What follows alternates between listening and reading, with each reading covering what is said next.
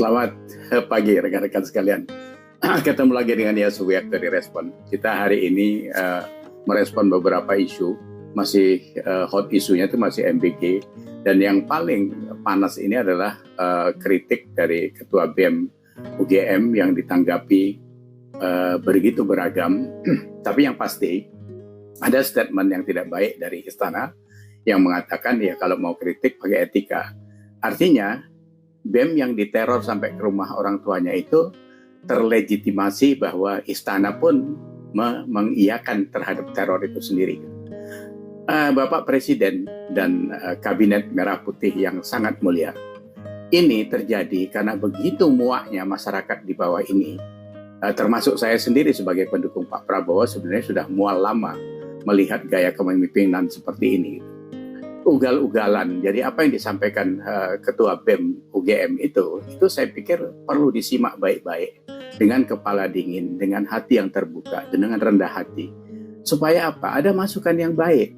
Bukan berarti terus itu dilawan karena itu tidak sejalan dengan pemikiran-pemikiran pemerintahan atau Pak Prabowo sendiri begitu. Karena apa?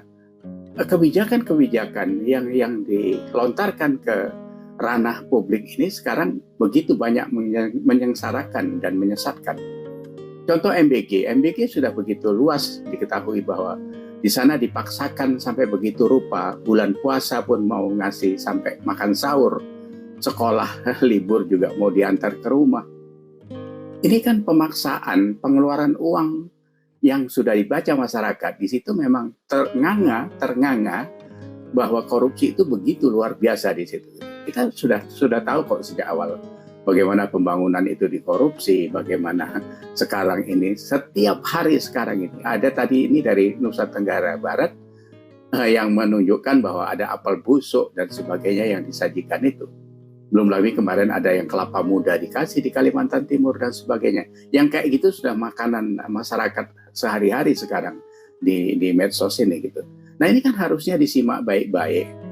Makanya dari awal saya katakan kalau sebuah proyek tidak ada uji cobanya di trial area itu akan menghasilkannya kayak gini.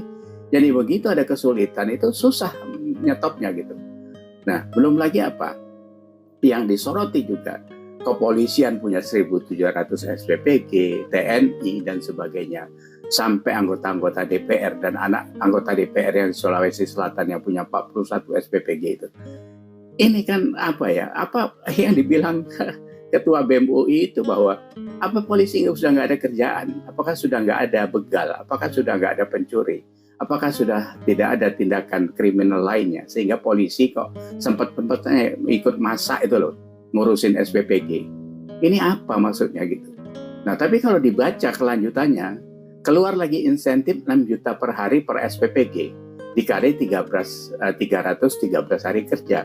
Ini kalau 30.000 SPPG, saya hitung duitnya 65 triliun insentif itu. Itu sebenarnya insentif apa gitu? Insentif pembangunan. Kalau insentif pembangunan itu berlaku sampai kapan? Kalau kemarin budget pembangunan SPPG itu 1,4 miliar, ini 1 tahun saja sudah 1,8 miliar, berarti kan lebih mahal. Nah kalau itu berlanjut terus sampai 5 tahun, itu kan pemborosan luar biasa. Yang kayak gini kan dihitung orang. Jadi saya nggak tahu ya, kenapa kepolisian, TNI dan semua perangkat kabinet dan sebagainya nggak ada yang berani ngasih masukan sama Pak Prabowo. Khususnya saya pikir TNI Angkatan Darat, ya, khususnya lah TNI ya, dikasih masukan Pak Prabowo ini. Kalau nggak ini di ranah masyarakat sudah makin panas. Tadi ini sore saya baca lagi soal pajak kendaraan yang naik luar biasa itu, terus kalau tidak dibayar nanti katanya datanya dihapus sehingga kendaraan tidak bisa dipakai lagi. Ini kan menyengsarakan rakyat. Kalau sekarang rakyat tidak bisa bayar, itu karena apa? Jadi dicari akar masalahnya. Karena ekonominya makin sulit, sehingga putaran uang untuk belanja pun sudah tidak ada. Sekarang pedagang-pedagang yang biasa jualan di sekitar sekolah aja sudah makin nggak bisa makan. Karena apa? Karena ada MBG itu. Jadi kalau dibilang Pak Prabowo kemarin melahirkan pekerja 1 juta orang karena membangun MBG dan SPPG itu Itu tidak bisa dipungkiri, tapi dampak negatifnya berapa orang juga tereliminir dan kehilangan pekerjaan itu. Itu kan Bapak harus hitung. Jadi tidak dampak yang dihitung di atas kertas saja. Masyarakat ini juga terdampak dengan hal-hal yang sebenarnya terimbas dari negatifnya MBG itu sendiri. 28.000 anak keracunan itu dianggap 0,0000. Iya memang iya. Dihitung dari sekian juta memang iya. Tapi itu kan bukan anak kucing, gitu kan? Itu anaknya orang.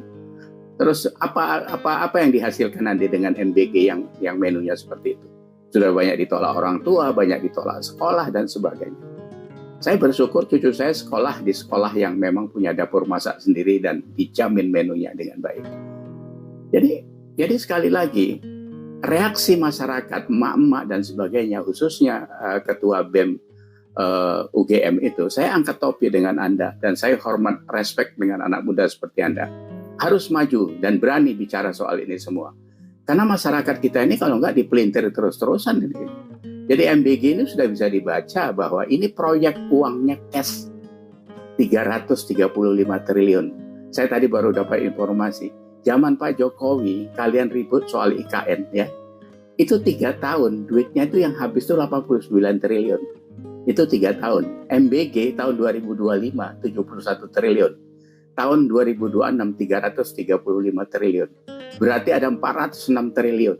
Berapa kali lipatnya dari biaya yang dikeluarkan Pak Jokowi pada saat membangun IKN. Yang jelas sekarang kelihatan megahnya seperti itu. Ditambah apa lagi? Mau kurang ditambah lagi? Ditambah WUS, ditambah apa? Nggak ada apa-apanya sama MBG ini sekarang. Yang begitu jalan sudah menyedot uang cash begitu besar. Dan itu yang sakitnya adalah ya uang-uang yang lainnya ditarik dari situ. Uang BPJS, uang Menteri Kesehatan, sehingga BPJS kena rem di nonaktifkan sampai 11 juta. Itu konon bukan 11 juta. Itu 103 juta kalau menurut Jawa Pos. Ya kan? Ini kan dampak pemaksaan dari program-program yang seolah-olah bisa hebat begitu. Terus ada informasi Pak Prabowo dilaporin bahwa Jepang dan Cina itu kalah sama MBG-nya Indonesia. Ngimpi loh. Malu-maluin aja kalian. Aduh, nggak tahu kita bilangnya seperti apa. Ini semuanya jadi kebijakan ugal-ugalan ini membuat rakyat marah sekarang ini. Saya nggak tahu ya, karena sana TNI sudah dikasih SPPG, Polri dikasih SPPG. Apakah ini bentuk sogokan supaya kalau rakyat bereaksi ini terus langsung ditangkepin gitu? Atau model-model apa seperti ini? Seperti teror yang dilakukan kepada orang tuanya Ketua BEM UGM itu. Ini kan teror model-model lama yang dulu pernah ada zaman-zaman Pak Prabowo itu. Kenapa? Apakah model ini mau di reborn lagi gitu? Nggak usah terlalu jadi preman mimpin negara ini. Karena nanti reaksi masyarakat yang 285 juta ini bisa menyatu nanti. Ini paling konyol menurut saya ini. Saya sebagai pendukung Pak Prabowo karena ikut Pak Jokowi. Justru saya sampai hari ini saya nyesal Pak. Saya nyesal, saya nggak tahu perasaan Pak Jokowi, saya nggak tahu lah. Ya. Nggak tahu bagaimana politik ini mau dimainkan ke depan. Apakah ini memang sengaja diambilin duitnya untuk sangu 2029? Kan gitu. Berikutnya itu apa lagi? Koperasi desa. Kopdes merah putih ini kan sudah berulang-ulang berubah-ubah. Yang pertama Pak Prabowo juga pernah bilang mau dikasih truk satu Kopdes satu. Sekarang sudah import katanya 35.000 unit kendaraan dari India untuk operasional. Kooperasinya saja pun belum jadi. Saya baca tadi katanya itu dapat kredit 3 miliar satu kooperasi, 2,5 miliarnya untuk bangunan. Ini ternyata itu utang kan dari bank. Bayar bunganya 50 juta per bulan. Sama cicilan atau tidak, saya nggak tahu itu. Ini dari mana dapat 50 juta sebulan bayar bunga itu? Kalau 3 miliar dikurangi 2,5 miliar, modal kerjanya 500 juta. Dapat apa 500 juta itu untuk ngisi satu koperasi yang katanya ada apotik, ada macam-macam 7 unit bisnis usaha di situ. Supaya kalian tahu ya, saya mengikuti jumlahnya Indomaret itu di nasional itu lebih kurang 24 sampai 25 ribu. Jadi omsetnya itu 1 tahun 70 triliun. Jadi rata-rata satu hari itu satu toko itu cuma 8,5 juta. Itu yang mereka hasilkan sekarang. Tapi karena manajemennya bagus, karyawannya cuma 3 orang 2 shift, ya bisa ditutup memang. Nah ini kalau Koperasi Merah Putih itu harus punya omset 57 juta per hari. Mau kalian lawan Indomaret dengan 7 kali lipat omset, jualan apa kalian? Nah, Menteri Desa terus ngomong, nanti kalau ini udah buka semua, Indomaret dan Alfamaret itu bisa ditutup. Udelmu itu ngomong ditaruh di dengkul atau di kuping. Saya nggak tahu, asal ngomong saja, orang yang nggak punya skill diangkat jadi menteri. Terus seperti ini, asal mangap saja. Coba dulu 1-2 Kopdes itu di mana mau ditaruh, di urban area atau di rural area. Karena 83.000 koperasi desa itu nanti 57 ribunya itu di rural area, di desa-desa sebenarnya. Sementara 26.000 itu ada di urban area. Omset yang mana yang mau kalian dapatkan seperti itu? Jadi kalau ngomong itu ya pakai otak gitu. Nanti dibilang bodoh, marah. Saya tidak mau mengatakan seperti ketua BEM UGM itu yang mengatakan pemerintahan ini pemerintahan bodoh. Tapi itu yang dimaksud aja inkompetensi. Jadi memang skillnya tidak ada. Jadi seperti Pak Prabowo ngangkat 48 menteri itu ya unskill semua. Kan seperti itu. Gayanya kan memang memuakkan semua. Cuma 1-2 orang saja yang bisa kerja. Mungkin Purbaya sama siapa gitu. Tapi yang lain apa kerjanya? Nggak ada hasil-hasilnya sampai sekarang ini. Menteri apa yang sudah menghasilkan untuk rakyat sekarang ini?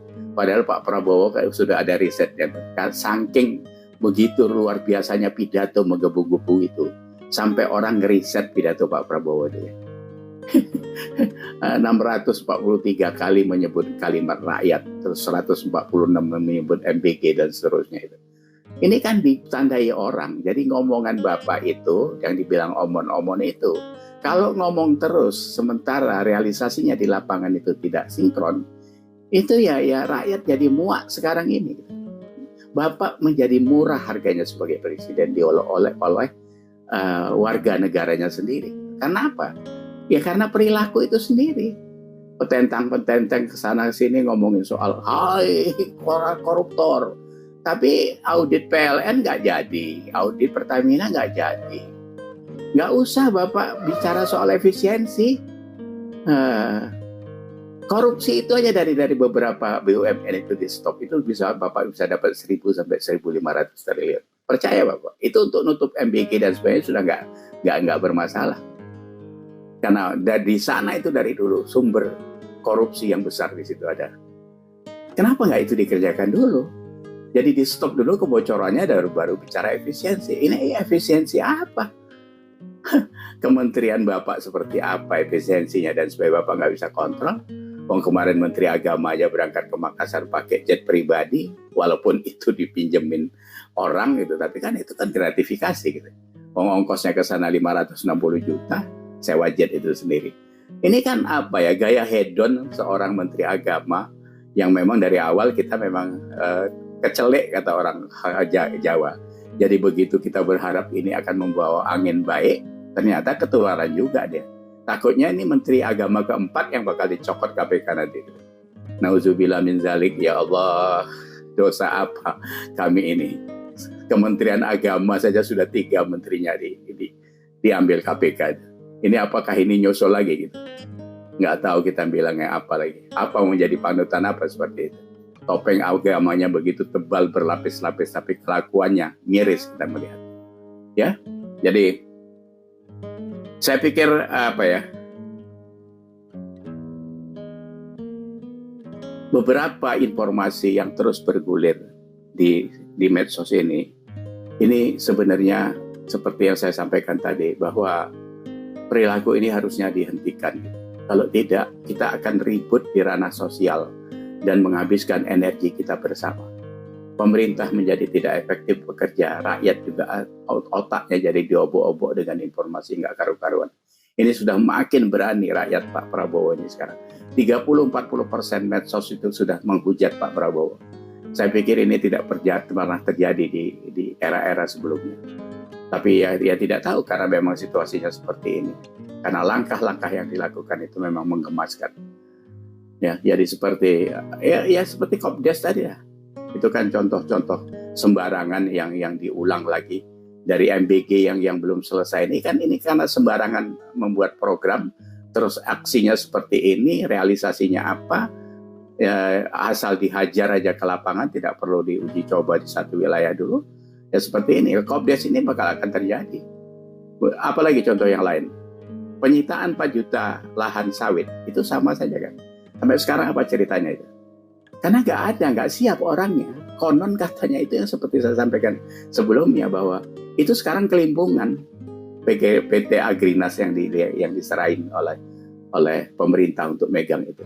Balik lagi manggil orang-orang yang punya sebelumnya yang kena denda itu, katanya suruh bagi hasil dikerjakan. Kalau nggak siap makanya jangan petentang-petenteng gitu.